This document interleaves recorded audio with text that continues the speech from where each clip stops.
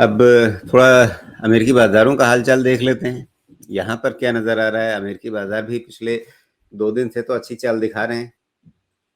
हाँ, तो आप जैसे निफ्टी बैंक में डबल बॉटम रीड कर रहे थे, आप वैसे ही डाउ जोन्स में डबल बॉटम रीड करने की कोशिश कर सकते हैं और इसलिए कोशिश करनी चाहिए कि ये क्लोज़र टू 200 डीएमए है। तो हमारे पास ऑल राइट इसमें पिछला रीज़न। बॉटम भी यही जो दिसंबर हाँ, का था हाँ, 200 डे मूविंग एवरेज के आसपास ही। करेक्ट। और ये अगर बॉटम बनता है तो ये कोई लेकिन बहुत यहाँ पर बड़ा। डब्ल्यू के बदले एक पैरेलल चैनल की गुंजाइश ज़्यादा दिख रही है। हाँ, वही कहने वाला था कि इसमें फिर ये रेक्टेंगुलर फॉर्मेशन में जा रहा है।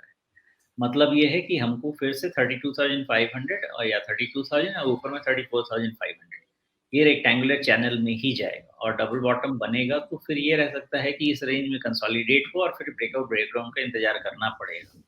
तो ये डाउ जोन्स मुझे अभी लग रहा है कि और भी 2-3 महीना टाइम पास वाले ही सिचुएशन में ना चला जाए, ऐसा हो सकता है। सबका इंडिकेशन आने वाला क्वार्टरली रिजल्ट, उसके पहले तो कोई ज़्यादा हमारे पास है नहीं डेटा रीड करने के लिए। तो रिजल्ट के समय बिहेवियर पता चलेगा, लेकिन फॉर्मेशन तो अभी यही लग रहा है कि 32,000 32,500 नीचे में सपोर्ट डाउ जोन्स का, ऊपर में 34,500 के आसपास रेसिस्टेंस। इसी कंसोलिडेशन में जा रहा है, डाउ जोन्स देख के लग रहा है। लेकिन जिस जगह से बाउंस होकर डाउ जोन्स आ रहा है उसके हिसाब से 34,000 34,500 तक जाने के चांसेस बढ़ जाते हैं, प्रोवाइडेड फ्राइडे के क्लोज के ऊपर का क्लोज मिल जाए। बस फ्राइडे के क्लोज का ऊपर क्लोज मिल गया, हम बहुत सेफ सिचुएशन में डाउ जोन्स के हिसाब से भी हो जाएंगे, क्योंकि S&P 500 पे शॉर्ट कवरिंग का ऑलरेडी स्ट्रक्चर बना हुआ है। तो इसलिए वहां से भी सपोर्ट, S&P 500 से सपोर्ट मिलने का मतलब क्या है, फिर ब्रॉडर मार्केट से सपोर्ट आएगा। डाउ जोन्स बिल्कुल नैरो है, तो डाउ जोन्स को फिर ब्रॉडर मार्केट से सपोर्ट आएगा तो वो ज़्यादा बेहतर सिचुएशन बनाएगा।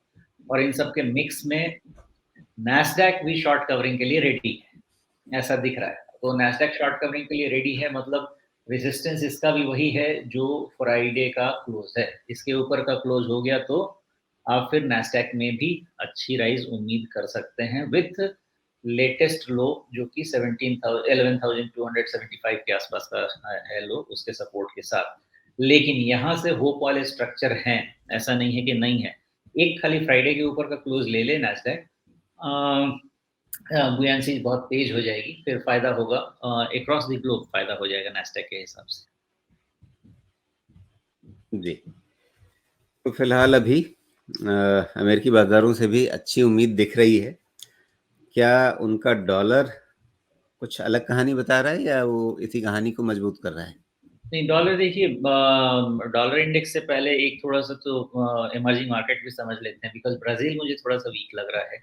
लेकिन इमर्जिंग मार्केट मुझे ऐसा लग रहा है कि धीरे धीरे संभलने की सिचुएशन में है।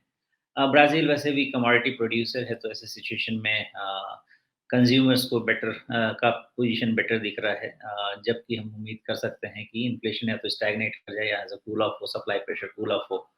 यूरोप बहुत अच्छा सिचुएशन में हो गया। Most of the European market आप अगर देखें तो जो रशिया यूक्रेन वॉर शुरू हुआ था वहाँ के आसपास पहुँच गए हैं, तो वो सब रिकवरी चालू है। इनफैक्ट मुझे तो देख के ऐसा भी लग रहा है कि रशिया भी कम से कहीं न कहीं बॉटम आउट होने की सिचुएशन में जा रहा है।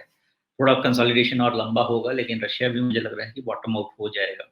तो ग्लोबली देख के यही लगता है कि at least 60-70 75% of the global markets ठीक-ठाक सिचुएशन में है। हम थोड़े से पीछे रह गए हैं, कारण एक तो थोड़ा सेंटिमेंट का भी है, अदानी ग्रुप का लेके, बिकॉज़ एक मेजर ग्रुप का इम्पैक्ट है और उसके कारण से एक कंट्री एज़ अ कंट्री थोड़ा नेगेटिव सेंटिमेंट गया है। प्लस चाइना में अभी और अपसाइड बाकी है। चाइना तो लग रहा है थोड़ा और ज़्यादा ही 10% के आसपास का अपसाइड बाकी है।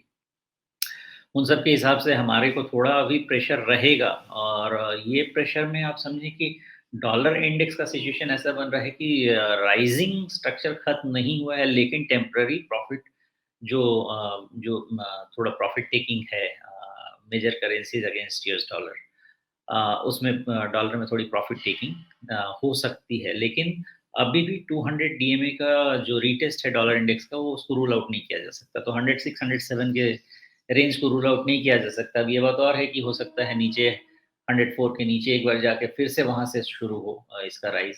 वो ओपन है, वो डिबेटेबल है, उस पे डिस्कशन किया जा सकता है। लेकिन एक बार डॉलर इंडेक्स 105.25 के ऊपर फिर से अगर इसको क्लोज लेना है, अगर लेता है तो आई थिंक एटलीस्ट 106.5 के तरफ तो हो जाना चाहिए एक बार, 106.5 107 के तरफ तो एक बार बढ़ जाना चाहिए। उसके बाद फिर से इवैल्यूएट करेंगे, बिकॉज़ वहाँ से ज़्यादा भी स्ट्रेंथ तो नज़र नहीं आता है, रादर कंसोलिडेशन में ही डॉलर इंडेक्स नज़र आता है। और इमर्जिंग मार्केट में एक्स ब्राज़ील बहुत ज़्यादा नेगेटिव फिलहाल तो नहीं लग रहा, अगर 1 आध हफ्ते में चेंज होता है स्ट्रक्चर, बिकॉज़ 2-3 हफ्ते में, बिकॉज़ हमारा तो एटलीस्ट वो रिज़ल्ट सीज़न के हिसाब से बहुत स्ट्रक्चर चेंज होता है। तो ओवरऑल डॉलर इंडेक्स भी थमता हुआ दिख रहा है। लिटिल अपवर्ड बायस अभी ओपन है, लेकिन उससे बहुत ज़्यादा नेगेटिविटी इमर्जिंग मार्केट्स में नहीं होनी चाहिए।